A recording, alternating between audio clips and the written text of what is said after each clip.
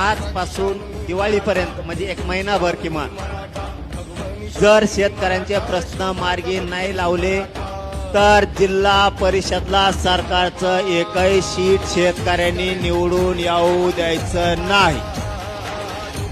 याला जोडून दुसरा मुद्दा, शेतकऱ्यांच्या मागण्या दिवाळीपर्यंत मान्य केल्या नाही तर सरकारनं जिल्हा परिषद नगर परिषदच्या निवडणुका घ्यायच्या नाही, नसता बॅलेट आमच्या गावात आम्ही लावून देणार नाही।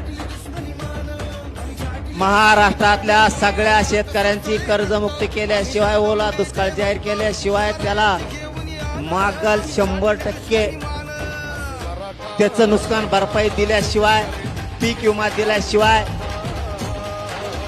आम्ही निवडणुकीची तारीख घोषित करून देणार नाहीत। आणि तुम्ही जर केली तर मंत्र्यांना महाराष्ट्रात सभा घेऊ द्यायची नाही। ठरलं का?